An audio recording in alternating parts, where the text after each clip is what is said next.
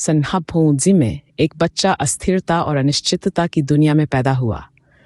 इस बच्चे को अकबर के नाम से जाना गया, जो भारत के इतिहास में सबसे प्रभावशाली शासकों में से एक बने।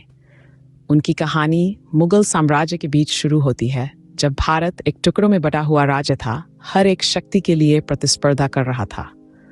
अकबर को अपने पिता हुमायूं की असामयिक मृत्यु के बाद मात्र 13 साल की उम्र में सत्ता में धकेल दिया गया।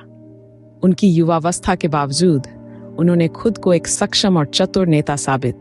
उन्होंने अपनी शक्ति को दृढ़ किया, साम्राज्य को स्थिरता प्रदान की और सतत विद्रोह की धमकी को दबाया।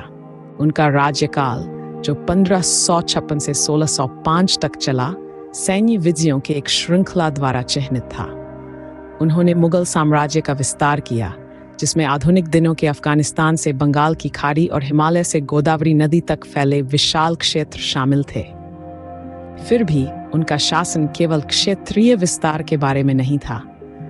अकबर एक दूरदर्शी थे, जो अपने विविध साम्राज्य को एकजुट करने की कर रहे थे। उन्होंने धार्मिक सहिष्णुता की नीति का समर्थन किया, जिससे विभिन्न धर्मों के लोग अपना धर्म स्वतंत्रता से अभ्यास सकते थे। इस नीति का उस समय के लिए क्रांतिकारी था और इसने उनके प्रजा में एकता की भावना को बढ़ावा दिया। अकबर कला और संस्कृति के संरक्षक भी थे।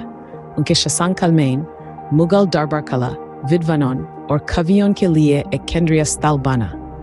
उन्होंने बड़ी वैभवशाली वास्तुकला की योजनाओं का आदेश दिया, जिसमें से कुछ, जैसे फतेहपुर सिकरी का शहर, आज भी प्रशंसा किए जाते हैं। आगे चलते हुए अकबर ने प्रशासनिक सुधार आरंभ किए, जिन्होंने एक प्रभावी सरकार के लिए मूलभूत जाल तैयार की।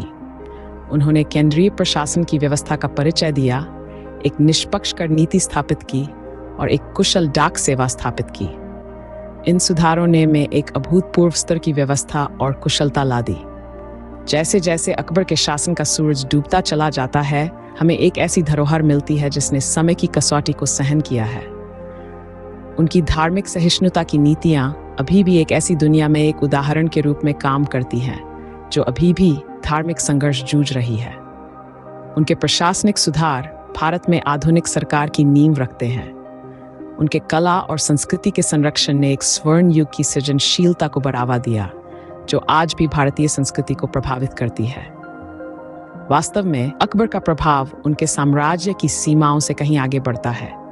उनकी एकजुट, सहिष्णु और सांस्कृतिक रूप से जीवंत भारत की कल्पना आधुनिक दुनिया में अभी भी गूंजती है।